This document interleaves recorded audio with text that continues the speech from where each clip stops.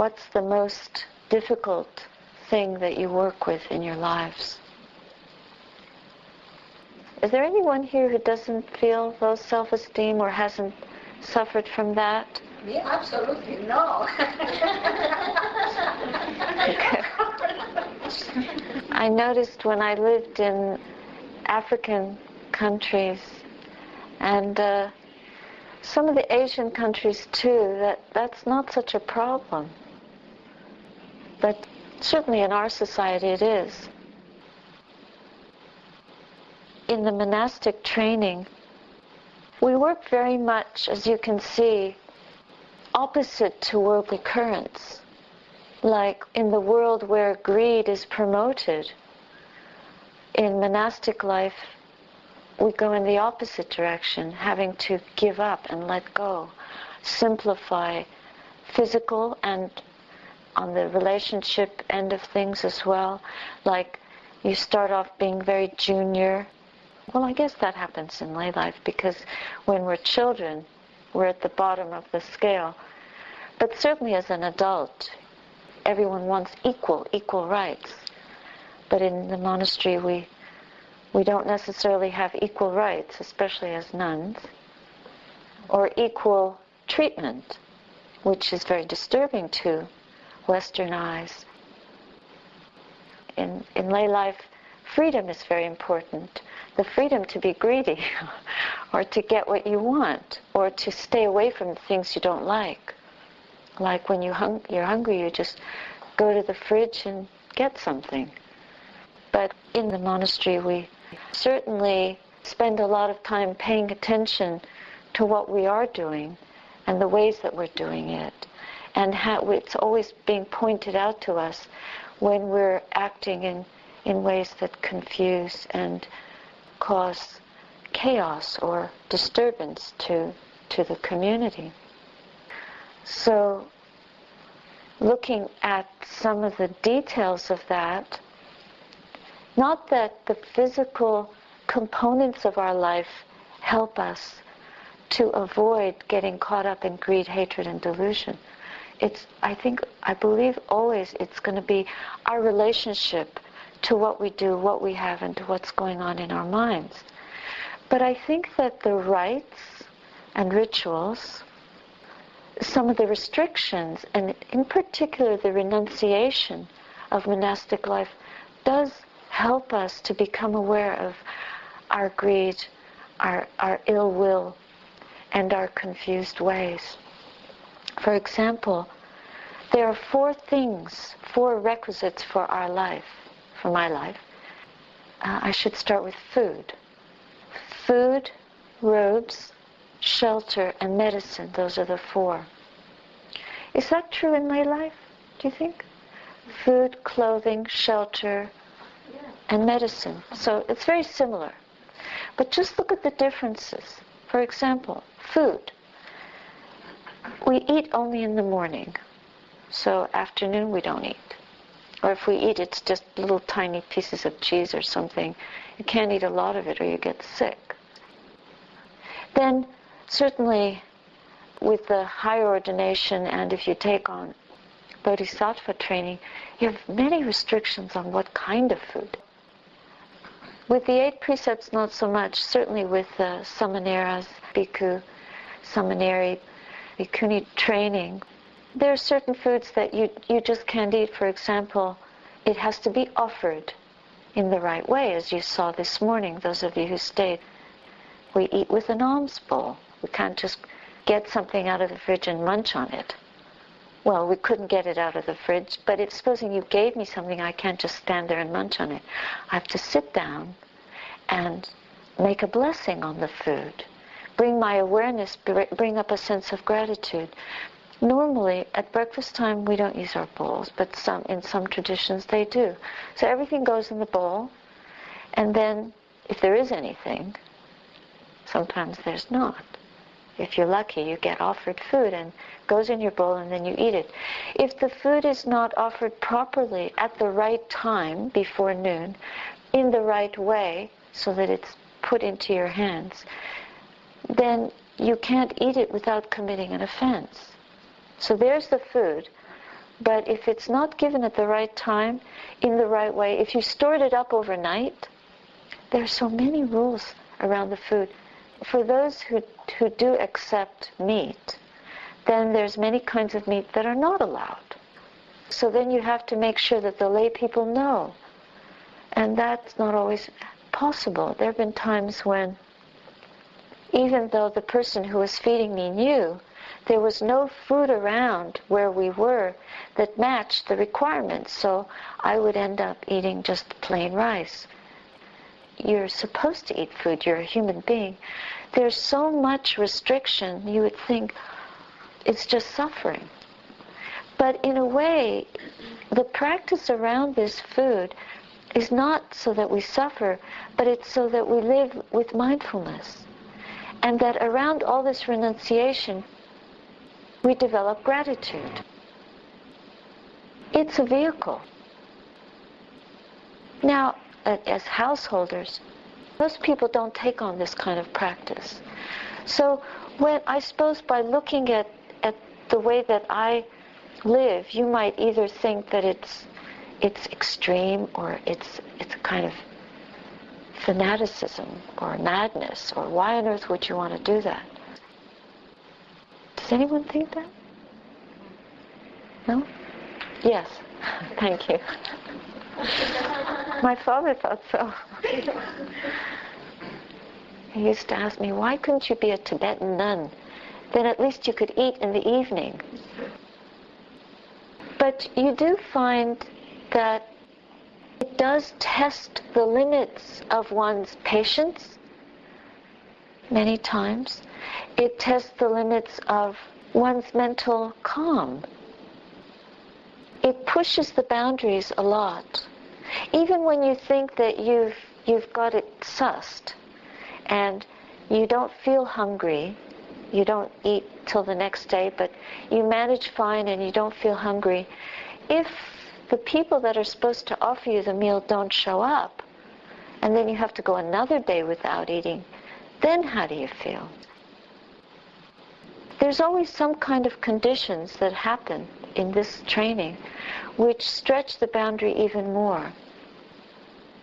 The result of that is that it tests your commitment to this practice, this training, and to working with mind states that are quite negative, can be very negative, and not beating yourself over the head because you get worried or anxious. Or how many times I felt unequal to the task, because it's only normal. If you're a human being and you're not getting fed, how are you going to keep going? And then of course the mind starts to go into the future. I can't do this, I don't have the strength, etc., etc., etc. And the practice is what? Right, the present moment. And if you get caught up in those kind of thoughts, of course you can't live this life. You can't carry on the training.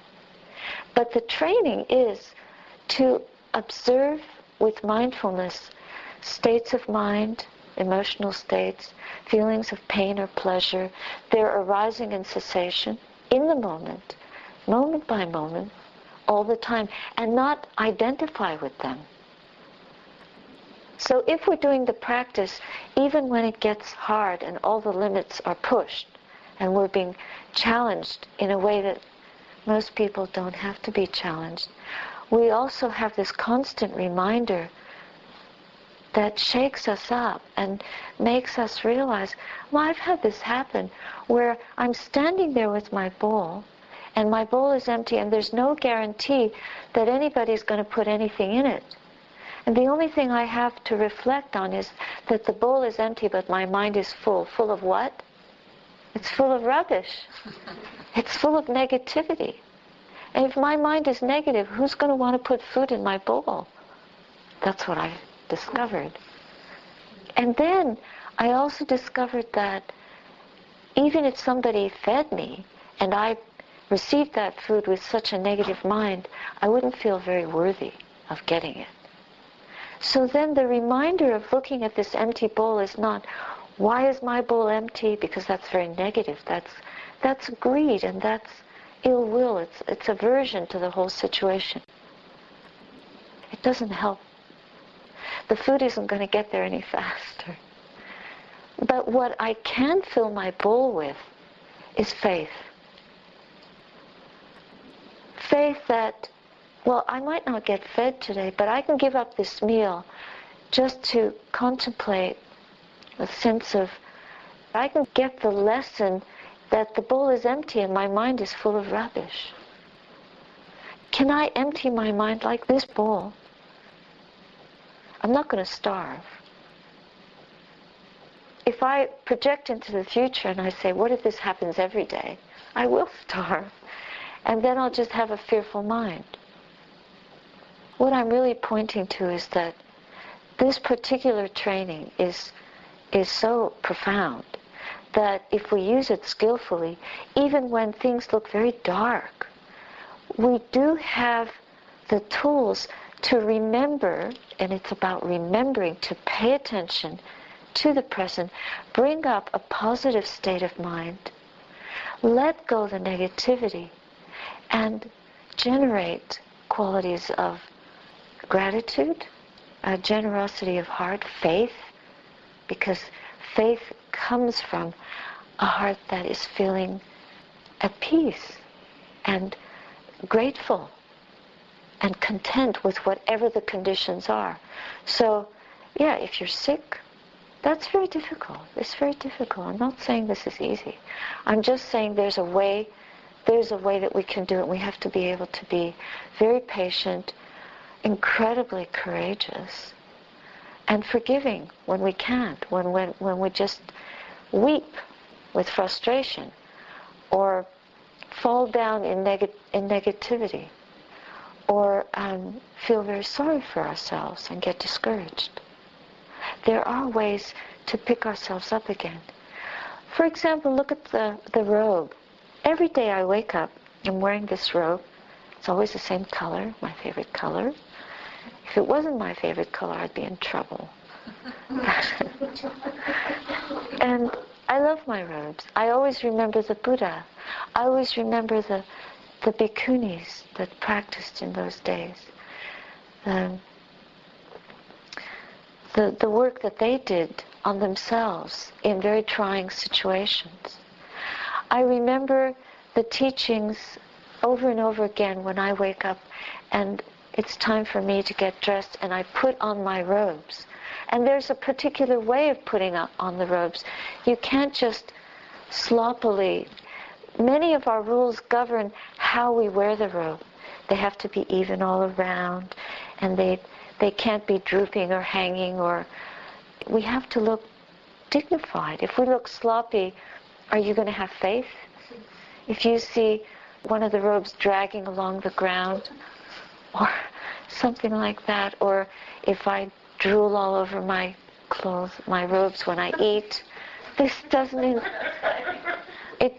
inspire faith. As I get older, it's harder not to do that.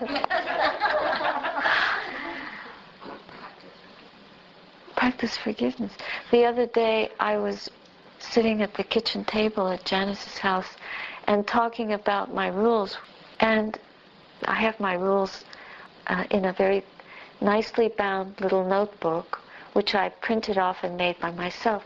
And they're holy to me, even though it's a draft because I have to make corrections. To me, it's something very precious. And I brought it out and put it on, wiped the table carefully, and we started reading and going through some of the rules. And she had a lot of questions, and I got all excited. Someone's interested in this, because for most people who aren't practicing these rules, it is pretty heavy duty. And then it was 5 o'clock and she made a hot drink. And then she offered me some dark chocolate, one of our allowables. So, completely mindless, I took a piece of chocolate and started chewing it. And a little bit of chocolate went onto the book of my rules. And I felt such shame and remorse that I quickly wiped it up, and I was very embarrassed that I could be so mindless with this book that is so sacred to me, so holy. that's how it is. You're sitting around, you're having a lovely sharing, it all feels so wonderful, and it's so easy to lose mindfulness. But if I were to just keep on beating myself over the head, and even though it felt very bad, but then you have to forgive yourself and just remember, don't do that again. Don't just pull out your Vinaya book and on the kitchen table, because even if you cleared it off nicely, the danger is always there. The same way in the meditation hall. Here we are sitting in front of the shrine. This is not a temple. So it's very easy to forget, because when we're not here, this is not a meditation room. And people come in here with their shoes, they drink drinks, they have conferences and talks, so it's not got the same kind of ambiance as a temple. We don't have the same etiquette around the practice as we do in a monastery or in a temple. That's normal. But then when we don't live up to our standard with minor things, we have to really forgive ourselves. And this training, even though it's so strict, is grounded in forgiveness, is oiled by forgiveness. Doesn't work if we can't be forgiven. There are, of course, some rules that if we break them, we're out.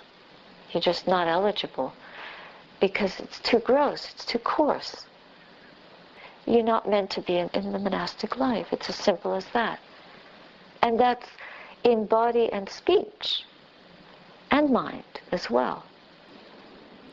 But there's always forgiveness for any of the lesser, minor offenses. And there are so many rules that are just conventions. They're not ethical precepts. You're not a morally bad person if you dribble chocolate on your Vinaya book. So when you do things in your life that you feel embarrassed about or sorry about, try to cultivate forgiveness. But also try not to repeat that behavior. That's very important. If there's no training, then how can we possibly deepen ourselves and grow in wisdom, which is one of the qualities that most supports us on the spiritual path, as does loving kindness and generosity. And of course they go together. Then the third area is shelter, for example. With shelter, somebody expressed to me the other day about a couple of lay people who had tried living as mendicants, and they kept roaming from place to place, thinking that because we've gone forth from home into homelessness, we don't have a home. But we always do have shelter, especially in a cold climate. You can't train without some stability. And certainly for the first 5 years of monastic life, we are expected to spend those 5 years training with the same teacher, hopefully an enlightened master, or someone very, very respected in the world, someone very highly revered, someone who keeps ethical precepts and who is impeccable in their morals, and who is proven in wisdom. Someone who has lived probably many years and has had other disciples whom we have observed and respected. So it's not about ascetic practice where you go live under the roots of a tree, but the whole time you're just overwhelmed with negative mind states. But some stability, at least for 5 years. And then the monks, like you've heard of the Tudong practice in Thailand, where the monks will wander through the jungle. Every day they just go from village to village and collect alms. But as women, that's a very difficult thing to do.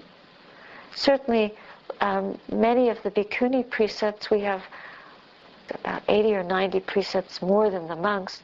And some of those are because we're more vulnerable and require protection, which, for men is not so necessary. But shelter is defined as a roof over the head for one night. So even if we are in the same monastery for 5 years, we might be asked to change rooms every few months. Why is that? Attachment? Attachment, of course. You get your little nest and you collect bits and pieces, and maybe you don't clean up very well. You just hang out in there with all your collected habits. So every few months we change rooms, if not monasteries. But we have the same teacher, the same routine, the same training. It takes years and years to learn how to use these 4 requisites. The last one being the medicines. This is an area where lots of people like to find justifications for why something isn't allowable in the afternoon. But with the medicines, the idea was the Buddha didn't want his students to starve, but he wanted us to have some support in the evening in case we did feel weakness or sickness. And many of these rules are prefaced with, when not ill. If you're not ill, then when you're listening to a Dharma talk, you should sit on the floor in a certain position. When not ill. When not ill, you shouldn't wear a head covering. But older people should sit in a chair. And if you're cold, you should cover your head. So many of the rules are, when not ill, do this way. When ill, take some of the tonics that were allowed.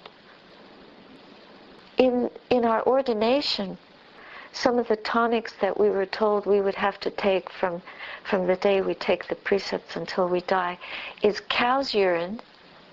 I think it's fermented cow's urine. It's actually a very powerful medicine. I've had it. It is an ancient, powerful, but I don't recommend it necessarily. However, one of the things that's very important to recognize with all of these things is that it's possible to take up such a strict training because we have a very powerful commitment. But it's also possible because we see the results. So if you practice with a lot of restriction and a lot of renunciation, you begin to see powerful results. And if you practice with a little bit of commitment, a little bit of renunciation, you see a little bit of results. If you practice with no commitment and no renunciation, I think you know the answer. So contemplate attachment and contemplate, what does it take to wean ourselves away from the things we're attached to, the addictions, the pleasant experiences. What do they really give us in the end? What do they give us of lasting value? What does a commitment to generosity, to loving kindness, and to wisdom give us in the end? And just reflect in those ways and see where we can make steps to take up more training and renounce to a greater degree. Stability in the practice, in our training, this having a roof over the head for one night and having a stable place from which to practice is very important in lay life too. So if you want stability from which to grow, don't go from training to training. Don't go from practice to practice, but do something regularly in your life so that your mind can also find a place of rest. Just as you would need shelter physically. We don't sit at the roots of trees in freezing weather. But on a nice day you might go and meditate out under a tree. In the same way, if you live in a noisy place and it's hard for you to meditate, find a group or find somewhere where you can go regularly with like-minded people to meditate and to practice in quiet conditions. so that you can experience a little bit of tranquility in your heart. That kind of stability will support you. If your mind is very noisy and very upset, try to find conditions or friends or activities in your life that will support an inner stability. How are you going to do that? Well, you have to look around and see, how do you spend your time? Generosity towards yourself is not only by giving yourself the things that make you feel good, but it's by giving yourself experiences or conditions that support those wise, generous, and loving qualities in your heart, such as good friends, a meditation practice, healthy food, a less hectic and chaotic lifestyle, less following the greed in your heart. Just examining how you spend your time every day. What are you running after? Where are you driving around all the time? How do we drive ourselves at work? What are our goals and expectations of each other, of ourselves? Just to contemplate, and then move in the ways that lighten the load and that enlighten the mind. Just as we do when we sit down to meditate, we need a stable place to land. That's the breath. We need a stable seat to meditate on. That's the beginning of our posture. And in life we need shelter as well. And the best shelter is simple. You don't need much. We have to give up a lot of the rubbish that we're carrying around to empty out the poisons, not only in the mind, but in our life. Let go of friends that have a bad influence on you. That's another way of emptying out. Spend more time with friends that protect your good qualities and look after you. Be generous in ways that it's not just saying thank you to somebody when they're nice to you, but spend time with somebody who's in trouble, someone who's depressed. Share the good things in your life. Share your wisdom or your knowledge or your loving kindness. Lend a hand, even if you have no time.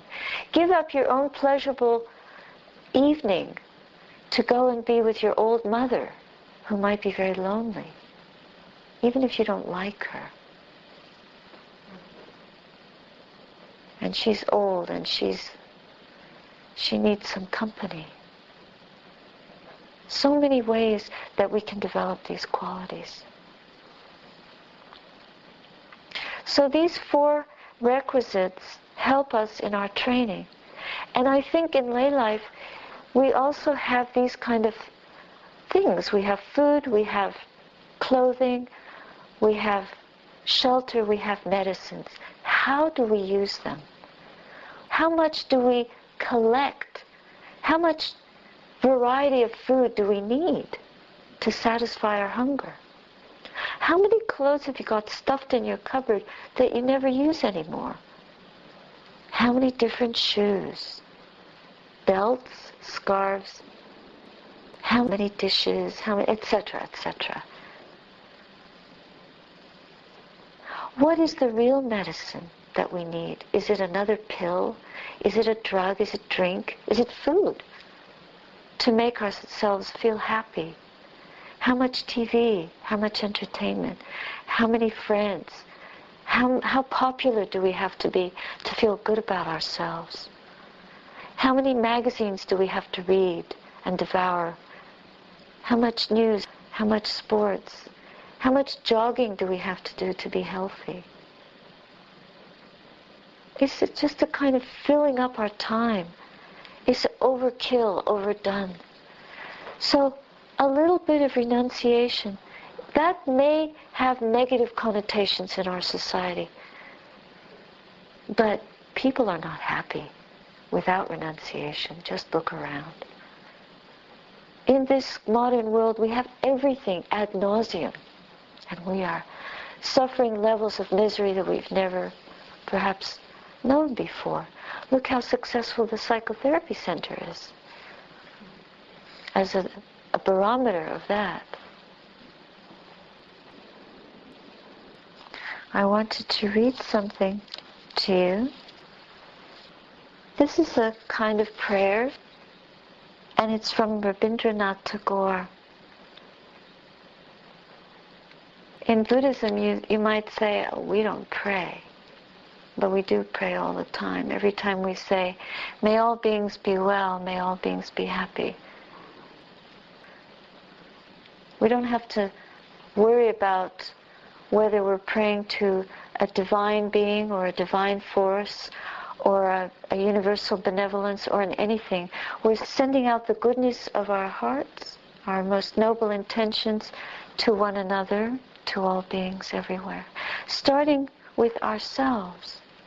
As the formal practice goes, first we always begin by radiating loving kindness in our own being. Let me not pray to be sheltered from dangers, but to be fearless in facing them. Let me not beg for the stilling of my pain, but for the heart to overcome it. Let me not look for allies in life's battlefield, but to my own strength. Let me not crave in anxious fear to be saved, but hope for the patience to win my freedom. May I not be a coward, feeling mercy and benevolence in my success alone, but let me find the grasp of that divine hand in my failure.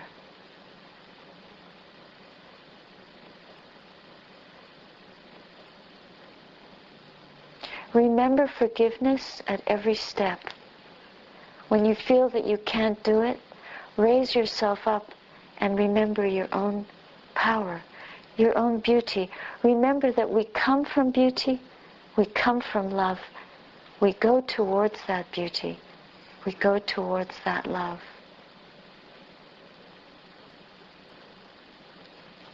Let's do a little chant together.